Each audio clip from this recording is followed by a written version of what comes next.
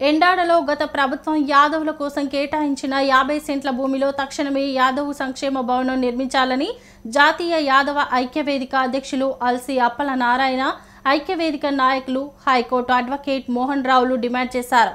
VJF press క్లబ్లో ఏర్పాటు చేసిన మీడియా సమావేశంలో వాసు మాట్లాడారు.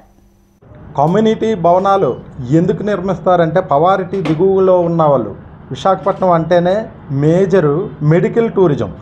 ఒకసారి ఒక జీవో పాస్ చేసిన తర్వాత మళ్ళీ జీవో పెట్టి ఎక్కడో ప్లేస్ కావాలంటే చాలా కష్టం అండి. తర్వాత కేజీహెచ్ అంటే ఉత్తరాంధ్ర కాదు, మొత్తం ఆంధ్రాకే నెంబర్ 1 హాస్పిటల్. అయితే వీళ్ళకి ఒక సహాయం చేసిన వాళ్ళు అవుతారండి. దిగువను కట్టడం జరిగింది అనేసి మాకు సలహాలు అడగడం జరిగింది. అందులో కూడా మేము ఆల్సి అప్పలనారాయణ మేము అపోజ్ చేసాము.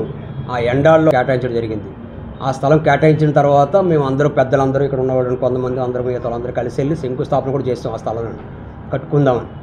కానీ అనివార్య కారణాల వల్ల ఇది ప్రభుత్వాలు మారడము, దాన్ని మళ్ళీ అలాగ వదిలేయడం. ఈ మధ్య మళ్ళీ మేము వెళ్ళి దాన్ని ఏదో చెయ్యాలి, చిన్న షెడ్ అది కడదాము దసరా తర్వాత అని చెప్పేసి ఒక ఆలోచన చేస్తున్నాము.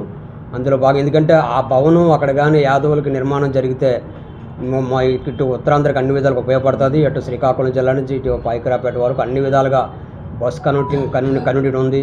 తర్వాత విద్యార్థులకి ఒకవేళ మనం భవనం నిర్మాణం చేసుకున్న హాస్టల్ సదుపాయం కానీ ఇవ్వగలిగితే విద్యార్థులకు ఉండడానికి చదువుకోవడానికి అన్ని విధాలు ఉపయోగపడుతుంది. ఎవరికైనా హాస్పిటల్ నిమిత్తం మనకి విశాఖపట్నంలో మన కేజీహెచ్ అయితేనేమి, కాలేజీలు అయితే మెడికల్ కాలేజీలు అయితేనేమి హాస్పిటల్ సదుపాయం కూడా ఉంది. కాబట్టి ఎవరైనా దూరభారం నుంచి వచ్చేటప్పుడు మారుమూల ప్రాంతం నుంచి వచ్చి ఉండడానికి అక్కడ మాకు అనుకూలంగా ఉంటుందని చెప్పేసి ఆ భవనం ఎట్టి పరిస్థితుల్లో ఎండాల్లో నిర్మాణం చేయాలని మీ ద్వారా మేము కలెక్టర్ గారికి తెలియజేస్తున్నాము. కలెక్టర్ గారికి కూడా వినతి పత్రం ఇచ్చాము. మీ ద్వారా ఏంటంటే మాకు ఆ స్థలంలోనే యాదవ్ భవన్ నిర్మాణం చేయాలి, దాన్ని మేము కాదని ఊరుకునే ప్రసక్తి లేదు. ఎట్టి పరిస్థితుల్లో ఆ భవనంలో స్థలం మేము వదులుకోవడానికి సిద్ధంగా